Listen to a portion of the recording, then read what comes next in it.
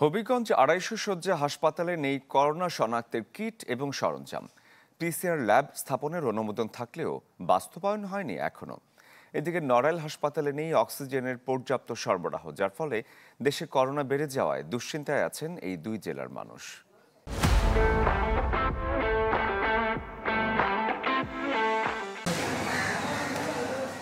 হবিগঞ্জ ২৫০ শয্যা সদর হাসপাতাল, এখানে নেই করোনার চিকিৎসা।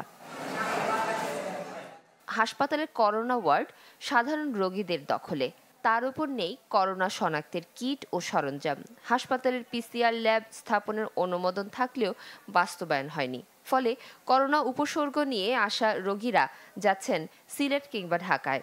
যে আমাদের এখানে একটা মেডিকেল কলেজ হসপিটাল আছে, একটা ২৫০ বেডের হাসপাতাল আছে, কিন্তু অত্যন্ত দুঃখের সাথে বলতে হচ্ছে এখানে করোনা টেস্ট করার সামান্যতম কিট পর্যন্ত নাই। হবিগঞ্জে একটি পিসিআর ল্যাব স্থাপন করার কথা এবং সেটি উদ্যোগ গ্রহণ করা হয়েছিল, কিন্তু করোনা যখন থেমে যায় তারপর থেকেই সেটি আর কোন ধরনের আমরা কোনো কার্যক্রম দেখিনি। হাসপাতাল কর্তৃপক্ষ বলছে অক্সিজেন ছাড়া সব ধরনের সরঞ্জামের ঘাটতি রয়েছে।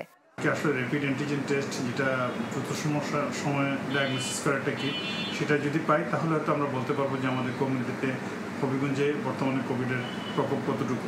আমরা এখনও এই মুহূর্তে ওরকমভাবে কোভিড টেস্ট করতে পারছি না। এদিকে নড়াইল সদর হাসপাতালে সরবরাহ পয়েন্ট থাকলেও নেই অক্সিজেন। জরুরি ভিত্তিতে ব্যবহার করা হয় সিলিন্ডার অক্সিজেন, তাও অপ্রতুল।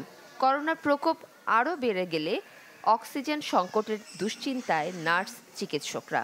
সেন্ট্রাল অক্সিজেন সাপ্লাই থাকলে আমাদের জন্য সুবিধা হয় কি, যে যখন তখন আমরা রোগীদেরকে অক্সিজেন সাপ্লাইয়ের ব্যবস্থা করতে পারি। সিলিন্ডার অক্সিজেন সাপ্লাই দিতে আমাদের খুব হ্যাজার্ড হয়, মিটার নষ্ট হয়ে যায়, পড়ে যায়। আর সেন্ট্রাল অক্সিজেন থাকলে আমাদের কাজ করতে ইজি হয়।